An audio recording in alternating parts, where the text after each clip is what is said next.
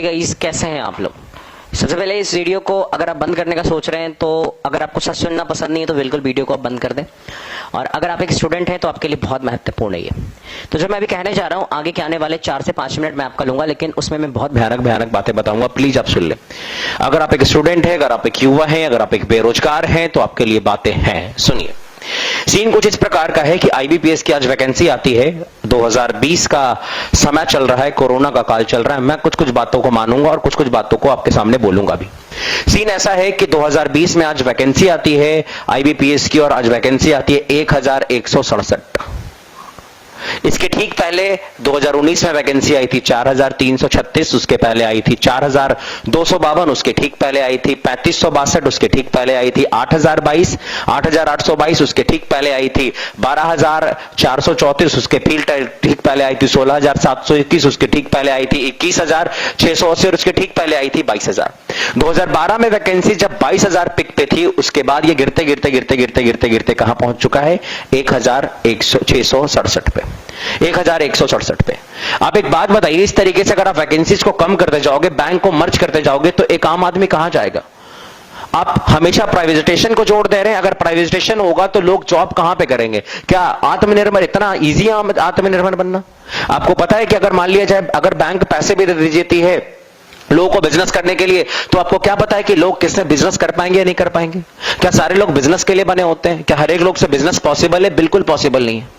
इसमें गरीब का बेटा और गरीब होता जाएगा और एक अमीर का बेटा और अमीर होता जाएगा। एक सरकारी नौकरी ही, एक पढ़ाई एक ऐसा चीज था।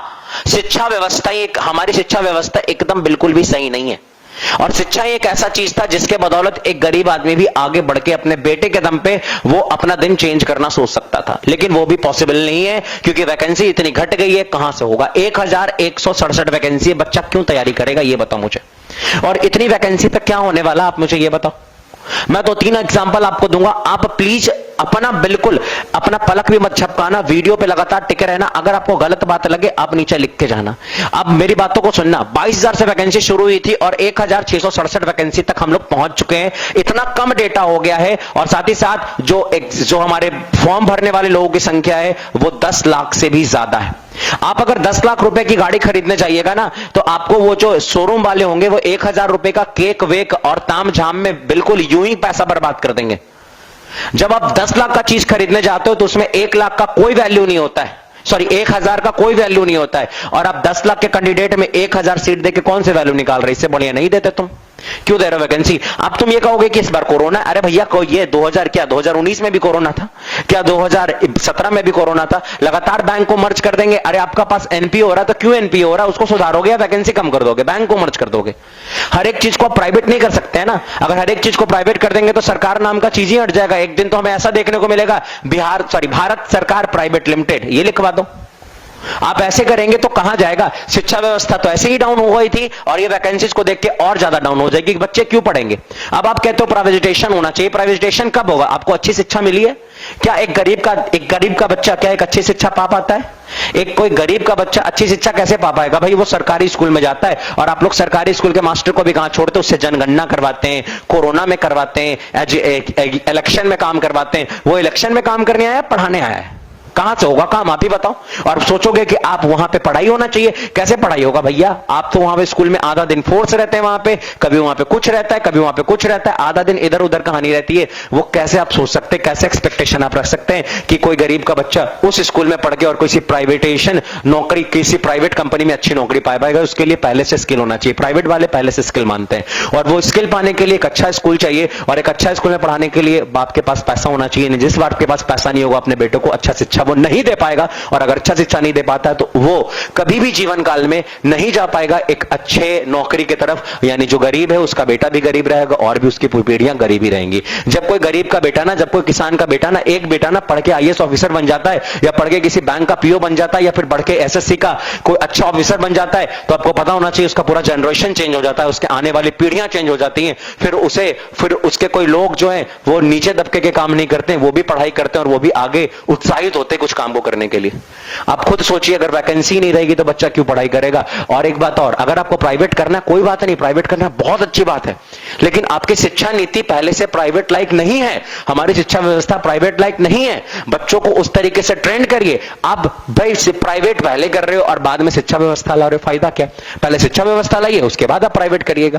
आगे आइए, आगे देखिए। आपको पता होना चाहिए जनरल और ओबीसी वाले को 850 रुपए लगेंगे और 175 रुपए देना पड़ेगा एससी एसटी वालों को। आपको पता है कि कम से कम 10 लाख लोग इस फॉर्म को भरेंगे और 10 लाख से ज्यादा, मैं एक आमूमन बता रहा हूं, पिछले साल 20 लाख लोगों ने फॉर्म भरा था, इस लाख मान लेते हैं कि 10 लाख लोग फॉर्म भरते हैं, तो अगर 10 लाख लोग फॉर्म भरते हैं तो आपको पता होना चाहिए कि सरकार के पास 85 करोड़ रुपया जाएगा। और इस 85 करोड़ में से मान लेते हैं कि 10 करोड़ एग्जाम लेने और ट्रेनिंग कराने में खर्च कर देगा, तो उसके बाकी का 75 करोड़ का हिसाब कहां पे गया। आप मुझे जल्दी से बताइए 75 करोड़ जाएंगे कहां पे। ये 75 करोड़ क्या होगा। आप कहोगे सर्विस होगा, उसको सैलरी मिलेगा, तो जो सर्विस करेगा वो क्या सर्विस नहीं करेगा, वो सरकार को सर्विस नहीं देगा। अगर आप एक स्टूडेंट हैं तो इस वीडियो को ज्यादा से ज्यादा शेयर करिए, सारे बच्चों तक पहुंचाइए, ताकि आपको पता चलना चाहिए, ताकि सबको पता चलना चाहिए कि कुछ होने वाला है, कुछ करने वाले हम लोग हैं। और जब तक हम लोग कुछ काम नहीं करेंगे हम यूं ही हाथ पैर मोड़ के बैठ जाएंगे। मैं ये नहीं कहता हूं, मैं ये बिल्कुल भी नहीं कहता हूं, मैं किसी की भी बिल्कुल भी निंदा नहीं करता हूं, मैं किसी सरकार की निंदा नहीं करता हूं, मैं हर एक सरकार की बहुत रिस्पेक्ट करता हूं। बहुत अच्छा है हम लोग राम मंदिर बना रहे हैं, बहुत अच्छा है हम लोग 370 हटा रहे हैं, बहुत अच्छा है हम लोग पुलवामा अटैक का हमला ले रहे हैं, लेकिन बहुत अच्छा तब होगा जब हमारे देश के युवा कुछ करेंगे, बेरोजगार नहीं घूमेंगे। मेरे भाई बेरोजगारी बहुत बढ़ रही है, और अगर आपको लग रहा है कि आप बेरोजगार हैं तो इस वीडियो को शेयर करिए। और इस वीडियो को ऊपर नीचे कुछ लिखने वाले लोगों को मैं पहले ये बता दूं कि बेटा आप लिखने के लिए तो कुछ भी लिख सकते हो, बाबू आप लिखने के लिए तो कुछ भी लिख सकते हो, बच्चा मेरे आप लिखने के लिए तो कुछ भी लिख सकते हो, लेकिन एक बड़ी बात आती है, एक बहुत खूबसूरत आती है कि भाई आप पहले उस स्टूडेंट को देखिए जिसका लास्ट साल था, जो कई सालों से मेहनत कर रहा था, कि अगर वो इस बार कुछ एग्जाम देता है और एग्जाम निकल जाता तो उसके साथ कुछ होगा। एक बार की बात है, मैं क्लास से जब निकला है, मैं maths teacher, my name is Nishant Kumar Shah. मैं एक बार क्लास से निकला, एक बच्चा मेरे कंधे पे आकर रोने लगा, बहुत तेज से रोने लगा। मैंने उसे बहुत देर चुप कराया। काफी देर चुप कराने के बाद मुझे लगा, फरवरी का महीना चल रहा था, मुझे लगा कुछ चक्कर उक्कर होगा दूसरा वाला, लेकिन वो बच्चा बहुत देर के बाद चुप होता और वो कहता है कि सर पापा ने मेरे को इस बार पटना भेजा था, पापा मेरे किसान है, कि एनटीपीसी आने वाला है, एनटीपीसी में मैं जॉब कर लूंगा पढ़ाई करके, लेकिन सर एनटीपीसी का तो एग्जाम ही नहीं हो रहा है। जब एनटीपीसी का एग्जाम नहीं हो रहा है तो पापा आप कह रहे हैं कि बेटा इससे ज्यादा मेरे पास पैसा नहीं, अब गांव लौट जाओ।